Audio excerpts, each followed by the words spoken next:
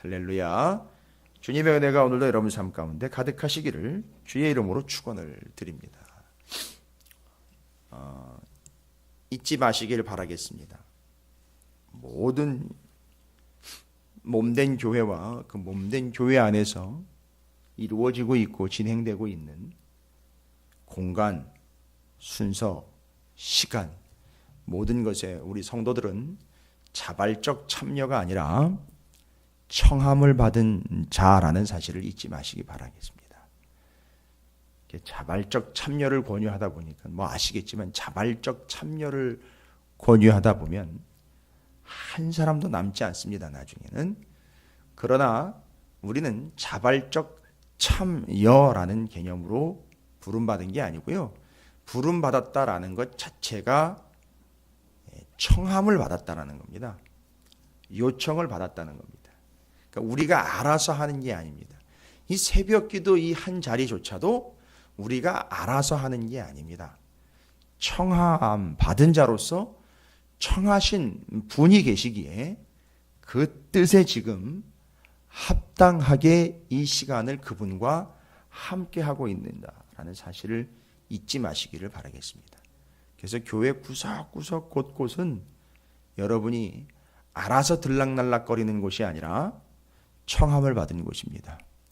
주방을 잠깐 들어가서 한 달이 됐던 한 주가 됐던 그릇을 만지고 음식을 만지는 이 놀라운 사실들이 다 청함을 받았다라는 사실입니다. 예.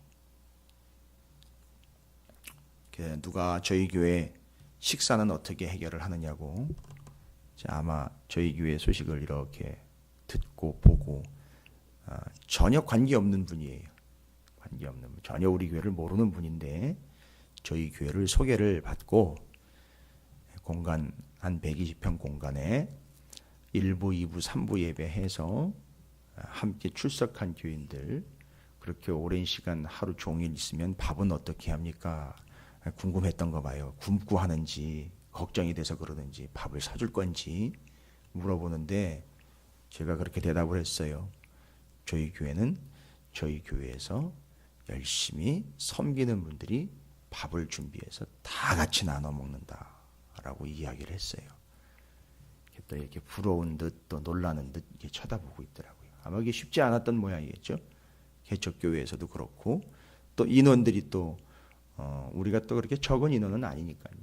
그걸 다 챙기고 섬긴다라는 말로 표현을 하면 적은 인원은 아닙니다. 어떻게 해결하나 그랬더니 비록 공간은 작지만 우리는 다 함께 하고 있습니다. 그럴 때 바로 그 주방에 들어가서 섬기는 위치는 자발적 섬김. 말은 좋은 것 같은데 여러분 자발적 섬김이 언제까지 갈까요? 자발적 섬김이요. 예. 말은 그 말이 아니겠지만 발에 병 나고 손에 병 나면 자발적 섬김은 멈추게 되어 있습니다. 그러다 청함을 받았다, 부름을 받았다 하면 부르고 청하는 분이 소멸되지 않는 한은 그는 지속적으로 거기로 들어가 거기서 부름 받은 자로서 부르신 분을 위하여 지속적으로 함께하게 될 줄로 믿습니다. 그래서 우리 찾으시는 교회는 부름을 받은 자요 청함을 받은 자입니다. 그럼 잊지 마십시오. 예배의 자리 맞습니다. 왜 소중하냐 하면 청함을 받았기 때문이에요. 청함을요. 누구요? 구원자이시며 생명이시며 능력이신 예수 그리스도에 의해서 내 아버지에 의해서 청함을 받은 겁니다. 담임 목사가 예배를 드려야 된다라고 기도를 해야 된다라고 해서 오는 게 아니에요. 저 무시하세요. 전 그런 얘기 드리고 싶지도 않아요. 저 때문에 예배를 오고 저 때문에 기도를 하고 그러려면 하지 마십시오. 그건 틀린 겁니다. 그러나 성경은 명백하게 얘기합니다. 우리가 다 청함을 받았다는 거예요. 주인이시며 왕이시며 생명이시며 구원이신 그 아버지께서 청했다는 거예요. 얘 좀 들어와. 얘 좀 들어와. 큰아들한테 그렇게 들어오라 그랬는데 둘째 아들은 그 많은 것들을 다 호랑방탕하게 다 허비하고 다 소비하고는 다 들어먹고는 표현을 이해하십시오. 밖에 나가서 죽어도 현찮을 판인 둘째 아들이 다 들어먹고는 들어와 버렸어요. 그 안으로요, 집 안으로요. 그 잔치에서 구원을 받았어요. 그런데 늘 그 집에 있는 듯 했는데 큰아들은 그 잔치 자리에 들어오지도 않고 바깥에서 아버지가 직접 나갔어요. 마치 예배에 안 빠지면 목사가 찾아가가지고선 오시라고 하는 것처럼 그 모양새가요. 그런데 큰아들은 끝까지 그 안으로 안 들어왔어요. 여러분, 그 아버지가 그 아들에게 청한 거 아닙니까? 야, 들어가자. 내게 다 네 거고. 너가 주인 아니냐. 네가 받아줘야 되지 않겠느냐. 들어와라. 여러분, 짧은 시간이지만 이 새벽 시간이 여러분께서 그렇게 청함을 받은 그런 소중한 시간인 줄로 믿습니다. 알아서 오신 게 아니에요. 여러분, 그러면 알아서 온 걸로 하면은요, 알아서 안 온 사람들은 뭐가 되는 겁니까? 그러나 더 무서운 것은요, 청함을 받아서 온 것과 청함받지 못한 것의 차이는 엄청나게 큰 겁니다. 그런데 문제는 뭐냐면 우리는 다 청함을 받았다는 거예요. 그 청함을 다 받았음에도 청함 받은 자로서 잔치집에 들어온 자와 들어오지 않은 자는 이제 그의 믿음에 달려 있는 거겠죠. 여러분, 그렇게 해서 우리는 들어왔습니다. 그렇죠? 제가 왜 이야기를 드리느냐 하면 지금까지 성경 말씀을 보시면 구원받는 것에 대해서, 결국 구원받고 거기 참여하는 것에 대해서 지금까지 뭔 얘기를 했느냐 하면 잔치집에 들어가는 거예요. 잔치집에 들어가는 거. 그리고 또 예루살렘으로 들어가는 거. 그래서 예수님이 굳이 나는 예루살렘으로 들어가야 되겠다 그랬죠? 왜요? 예루살렘이 지금 어떤 상태니까요. 그대로 내버려두면 죽으니까요. 멸망하니까요. 그러니까 예수님이 어떻게 하겠대요? 들어가시겠대요. 그리고 잔치집에로 들어오래요. 좁은 문요. 넓은 문은요. 어디로 들어가래요? 좁은 문으로 들어가래잖아요. 그게 들어간다라는 표현 여러분 잘 이해하시기 바랍니다. 그리고 요 앞에 17장 그 앞에 16장 끝부분에 보면 거지였던, 살아있을 때 거지였던 나사로라는 사람하고 부자였던 사람이 죽었어요. 살아있을 때에는 어떤 일이 있었죠? 살아있을 때에는 부자의 집 앞에 거지 나사로가 구걸을 하면서 이 살이 다 헐었어요. 개들이 와가지고 그 헝거를 다 핥아요. 개들이요. 근데 부자의 집 앞에 있었지만 나사로는 살아있는 동안에 인간의 집인 그 부자의 집 문을 열고 들어가 보지도 못했던 사람이에요. 거지 나사로는요. 근데 죽은 다음에 어떻게 됐죠? 죽은 다음에 거지 나사로는 낙원으로 들어가 있고 천국으로 들어가 있고요. 그 부자의 집엔 전혀 들어오지도 못하게 했던 그 부자는요, 지금 어디 들어가 있습니까? 음부, 그 지옥에 들어가 있어요. 이건 완전히 바뀌어버린 겁니다. 자, 제가 왜 이런 얘기를 드리느냐 하면, 거길로 들어가야 된다. 들어가는 게 뭘 이야기하는 거냐면 곧 구원을 의미하는 거예요. 그래서 여러분이 계속 이 교회를 들락날락거리는 연습과 훈련들을 하시는 건 뭐냐면 그걸 이미 경험을 하시는 거예요. 그걸 훈련하시는 겁니다. 그 개념을 이해하시는 거예요. 자, 그렇다면은요, 오늘 본문에서는요, 구체적, 궁극적으로 결국 우리가 들어가야 되는 데는 어디죠? 결국 우리가 들어가야 되는 데는 하나님 나라, 천국이에요. 말이 천국이지. 천국을 왜 천국이라 그러면 천국은 뭐예요? 하늘나라예요. 하늘나라고. 하늘천이니까요. 천국이니까 하늘나라예요. 마치 하늘에 있는 나라인 양. 여러분 왜 천국이라고 그러는지 아세요? 옛날에는 하나님이라는 이름을 함부로 안 불렀어요. 이스라엘 사람들은요. 하나님이라는 이름을 함부로 부르지 않았어요. 만약에 하나님이라는 이름을 쓰셔야 되잖아요. 붓으로요. 옛날엔 붓으로 했으니까. 볼펜이 없으니까. 하나님이라는 이름 말고 하나님을 대신하는 이름으로 주라는 이름을 쓰고 붓을 빨아요. 왜요? 하나님이라는 이름을 썼던 붓을 어떻게 또 그 채로 쓰냐고 붓을 깨끗이 빨아가지고 쓰다가 또 하나님 이러면 그거 쓰고 또 빨아요. 이렇게요. 그래서 그 하나님이란 이름을 함부로 부를 수 없어서 하나님의 나라잖아요, 원래. 그래서 그걸 말을 바꾼 거예요. 천국이라고요. 하늘의 나라 이렇게 바꾼 거예요. 그래서 원래는 하나님의 나라예요. 그런데 보십시오. 우리가 거기 들어가야 되잖아요. 결국 궁극적으로는 하나님 나라에 들어가 있는 사람 돼야 되잖아요.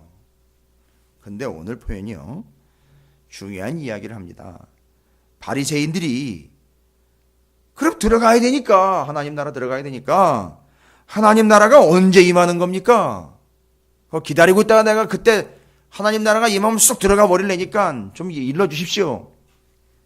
아이고 참 답답하지요. 어느 때 임하는 겁니까? 이런 물어보는 이유는요. 그 때를 물어보는 이유는 둘 중 하나예요. 정말 기다리고 있다 들어가겠다. 아니면은요.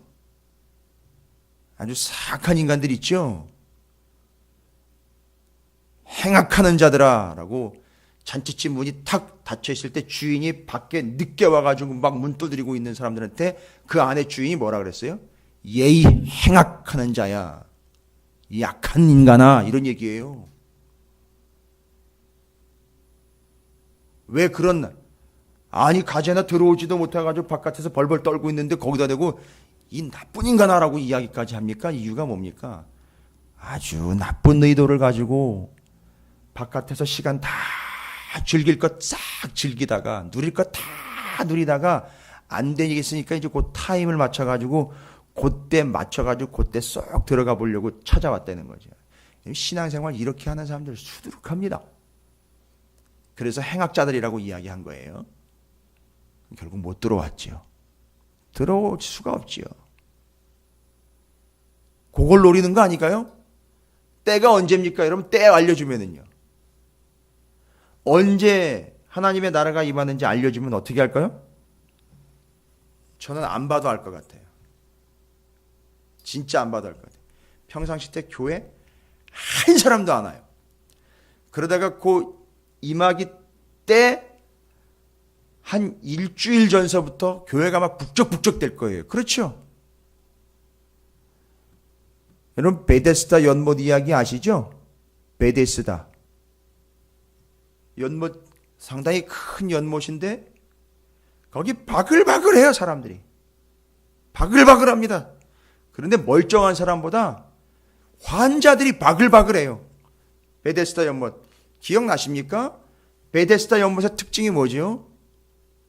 그래서 베데스다 기도원 엄청 많았어요. 기도원 이름이 베데스다.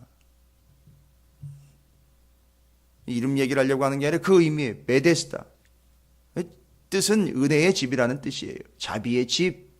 그런데 베데스다는 언제인지 모르는데 가끔 천사가 목욕을 그런 얘기는 또 우리나라 옛날에 뭐 선녀 이런 얘기니까 그런 얘기가 아니고 천사가 가끔 한번 내려왔다가 올라갈 때 물이 동해요. 움직여요. 물이 막 움직입니다. 마치 지진 날 때처럼. 그럴 때 어떻게 하죠? 사람들이 거기 풍덩 뛰어들면 제일 먼저 뛰어드는 그 사람이 뭐가 되죠? 다 치료가 돼요. 어떤 병이든지. 그게 그 연못의 특징이에요. 그러니까 그것만 노리고 있다가 그거 동하는 순간 뛰어들으려고 죽어가는 환자들이 그 옆에 바글바글해요. 여러분 그 모양새 되지 않을까요? 때를 알려주면. 다른 때는 자기 멋대로 막 살고 있다가 주일은 뭔 주일입니까? 기도는 뭔 기도예요?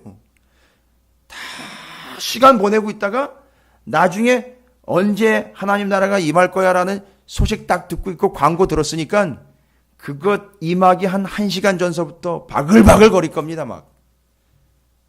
왜요? 인간의 속성이 그래요. 그 의도로 물어보는 거일 수도 있습니다.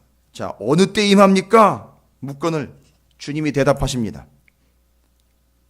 이르되 하나님의 나라는 볼 수 있게 임하는 것이 아니다. 주저앉는 거죠. 절망이죠. 하나님의 나라는 네가 볼 수 있게 임하지나. 아이 큰일 났네. 내가 좀 봐야지 뭐 임하는 거를 알고 뛰어들어갈 텐데 큰일 났네. 연못에 물이 동하는 걸 보면 그걸 알고 뛰어들 것처럼 하나님의 나라가 임하는 걸 보이면은 내가 그걸 기다리고 있다가 뛰어들 텐데 큰일 났네. 보십시오. 하나님의 나라는 어떻게 임하는지 이야기합니다. 또 여기 있다 저기 있다. 여러분 여기 있다 저기 있다라고 이야기하는 근거는 뭘까요? 눈에 보이는 거죠. 야 여기가 있다. 여기 임한 것 같아. 여기 임한 것 같아라고 눈에 보이니까 사람들이 막 떠들 거 아닙니까? 그러면 또 그거 소리 듣고 막 쫓아가겠죠. 그게 아니라는 거죠. 여기 있다 저기 있다고도 못하느니 하나님의 나라는 뭐래요? 너희 안에 있느니라. 아유 어려운 얘기 나왔어요. 하나님의 나라는 너희 안에 있대요. 여러분 우리는 어떻게 생각했죠? 지금까지 이제 하나님의 나라가 임하면 기다리고 있다가 어떻게 하겠다? 쑥 들어가 버리려고 그랬죠. 그런데 하나님의 나라가 어떻게 됐다는 거죠? 우리 안으로 들어왔다는 거예요. 잘 이해 안 되시죠? 저도 처음에는 이해 안 됐어요. 아니 하나님의 나라로 우리가 들어가야 되는데 주님은 하나님의 나라가 이미 우리가 모르는 새, 정확히 보지 못하는 새 우리 안에 들어왔다는 거예요. 하나님의 나라가. 그러면 결론적으로 이야기해 볼까요? 하나님의 나라는 그때는 알 수 없어요. 그렇죠? 보이지 않으니까요. 그렇죠? 그때는 알 수 없어요. 하나님의 나라는. 그런데 하나님의 나라가 우리 안에 들어왔다는 얘기는요. 하나님의 나라가 내 안에 있는지 없는지는 어떻게 해요? 때는 모르는데 내 안에 있는지 없는지는 알 수 있다는 거예요. 이걸 그래서 마치 바람처럼 바람이 어디서 불어서 어디 가서 종착점인지 바람이 어디서 불어서 어떻게 움직이는지 우리는 알 수 없으나 분명히 아는 건 뭐죠? 지금 바람이 불고 있구나라는 것처럼. 여러분 잘 보십시오. 이 내용은 바로 그걸 전제로 하고 있어요. 그러면 하나님의 나라가 이제 너희 안에 있다. 너희 안에 임했다. 이거예요. 상당히 중요한 겁니다. 그래서 오늘이 금요일인데 오늘 저녁 본문이 22절부터 37절까지예요.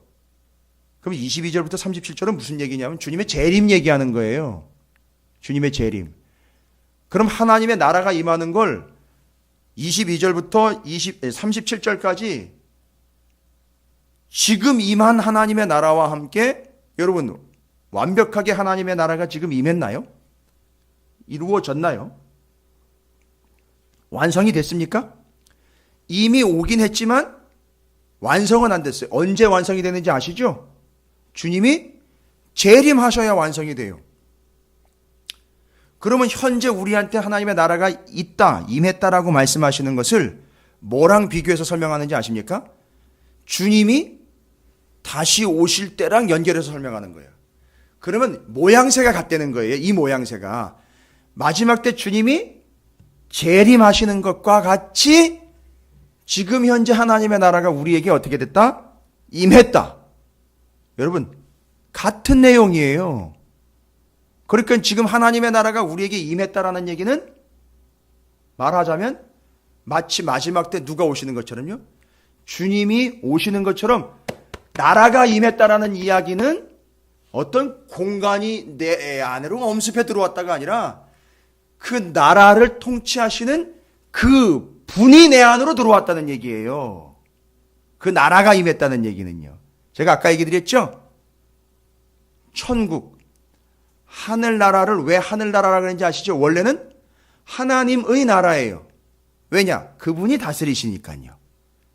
근데 그걸 하늘나라라고 이야기한 거예요. 그러면 지금 여기는요. 하나님의 나라라고 이야기하면 궁극적으로는요. 하나님이에요. 왜요? 그 나라를 누가 다스리니까요. 하나님이 다스리시니까요. 마지막 때 주님이 재림하시는 것처럼 지금 우리에게 하나님의 나라가 볼 수 없지만 분명히 너희 안에 있다, 임했다라는 거거든요. 그러면 아까 얘기 드렸죠. 눈에 볼 수는 없지만 하나님의 나라가 임했는지 임하지 않았는지는 어떻게 해요? 알 수 있죠. 우리 안에 하나님의 나라가 임했는지 안 임했는지는 알 수 있다는 거죠.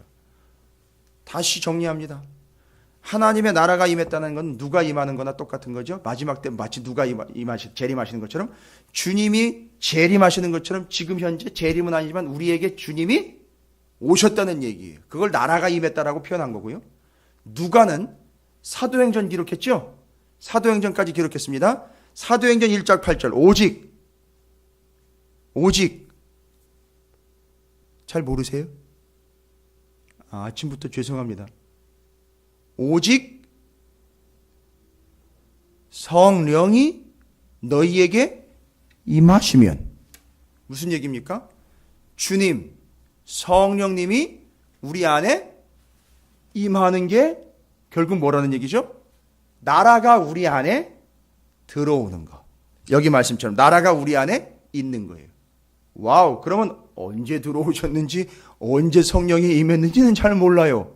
그런데 알 수는 있어요.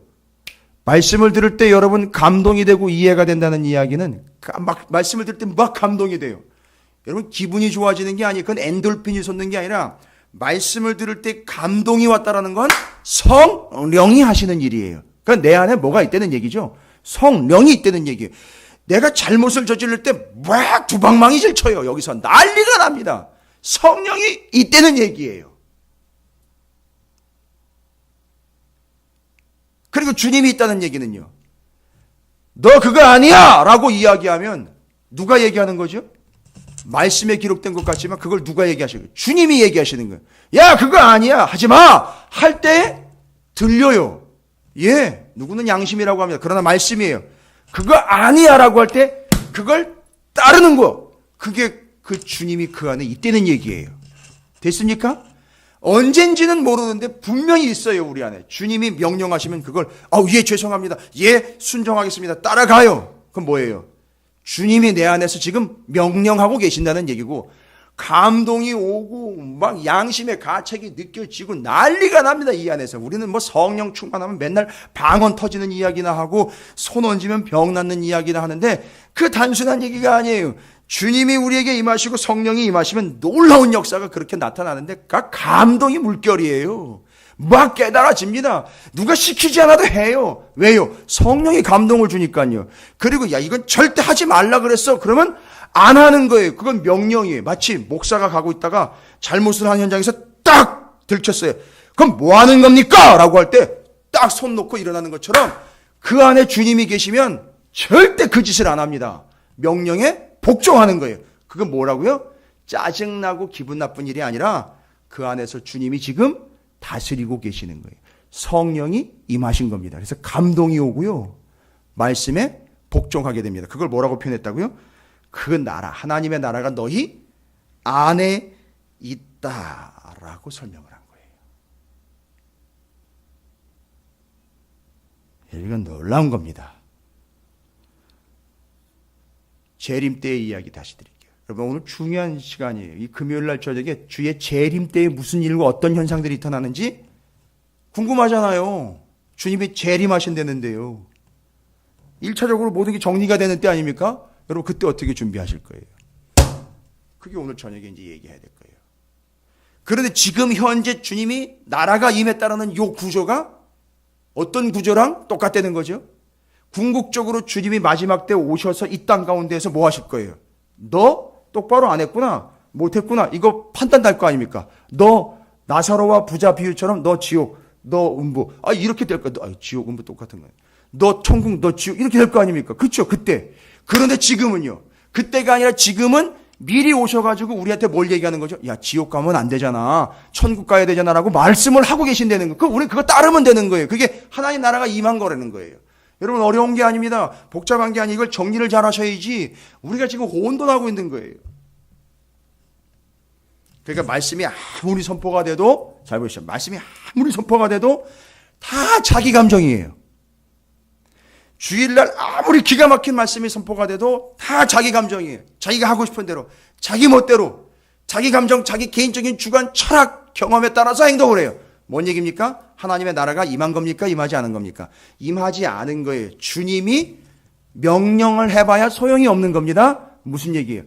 들어가지 않았다는 거예요, 지금. 바깥에 있다는 얘기예요. 자, 이렇게 정리를 합니다. 하나님의 나라가 지금 현재 우리에게 임하는 구조는 어느 때랑 닮아 있습니까? 마지막 때 주님이 다시 오실 때는, 여러분 이거 아주 철저하게 외우고 계셔야 돼요. 그래야 주님이 재림하셨을 때에도 혼란스럽지 않다는 거예요. 여기 있다 저기 있다 할 때 움직이지 않는다는 겁니다. 근데 지금 우리가 그걸 미리 경험을 하고 있는데 아직 끝은 아니에요. 와우, 행복한 거죠. 그러니까 지금 우리는 하나님의 나라를 충분히 경험해야 됩니다. 왜? 주님이 다시 오시면 다 끝나는 거니까요. 그런데 그 나라가 임했다라는 말은 주님이 다시 재림하시는 것처럼 구조가 똑같아요. 나라가 임했다라는 표현을 했지만 뭐가 임하는 거죠? 주님이 임하셔서 명령하시고 통치하십니다. 성령이 임하셔서 감동 주시고 은혜 주십니다. 그러면 우리는요, 그때가 언제인지 정확하게 답은 못하지만 내가 어느 틈인지 뭐대로 살고 있죠? 말씀대로 살고 있습니다. 내가 어느 틈인지요, 성도들이 기도하는 기도에 막 은혜를 받고 있고, 와, 저건 내 마음이구나, 내가 기도해야 되는데, 그리고 성경을 보면 하나님의 마음이 막 이해가 되고, 말씀을 받으면 막 은혜가 되고, 어떨 땐 눈물도 납니다. 감동받고 있다는 얘기죠. 이건 단순히 감동 뭐 이런 얘기가 아니라 성령께서 움직여주고 계신다는 얘기거든요. 그러면 성령의 감동 가운데 있습니다. 주님의 명령을 계속 집중하여 민감하게 반응합니다. 이 사람에게는요, 성령이 임하셨고 주님이 함께 하십니다. 그 안에, 그러니까 그 표현을 뭘로 바꾼 거죠? 나라가 임했다라고 표현을 바꾼 거예요. 여러분 안에 그런 성령 주 임재가 이루어져서 하나님의 나라가 여러분 안에 있게 되기를 주님의 이름으로 축원합니다. 근데 그게 결국 뭐예요? 그게 우리가 그 나라로 들어가 버렸다라는 걸로 바꿔서 표현을 할 수 있다라는 얘기입니다. 그래서 우리가 그 안에, 그가 내 안에가 완성이 되는 거예요. 여러분, 하나님의 나라가 오늘 이 새벽에 청함받은 여러분에게 오늘 이 말씀처럼, 본문처럼 여러분 안에 있는 줄로 믿습니다. 그 이야기는 주님이 여러분 안에서 계속 뭐 하시고 계신다고요? 명령하시고 말씀하시고 계십니다. 그 나라의 통치자로서. 그 다음에 성령은요, 여러분에게 은혜와 감동을 주십니다. 그러면 성령에 비추어 주심으로 주의 명령을 따르고 계시면 여러분은 분명히 그 나라의 백성이요, 그 안에 계시며 여러분 안에 하나님의 나라가 있는 줄로 믿습니다. 오늘 이 표현으로 비록 바리새인들은 참 그 위치에 걸맞지 않게 아주 사악한 의도로 물어봤지만, 여러분 여기 오늘 이 새벽에 함께한 여러분에게는 바로 그 나라가 이미 그 안에, 여러분 안에 임하셔서 주님이 함께 하시고 성령이 충만하신 그 명령을 따르며 은혜로 충만한 여러분의 인생이 되시기를 주님의 이름으로 축원을 드립니다. 한번 따라해 보겠습니다. 하나님의 나라가 이미 나에게 임했으니 주님 다시 오실 때까지 그렇게 가겠습니다. 할렐루야. 믿으십시오. 주님이 임하셨고 성령이 임하셨습니다. 그 은혜, 그 말씀 그대로 살아가시는 하나님의 나라의 거룩한 백성 되시기를 주님의 이름으로 축원을 드립니다.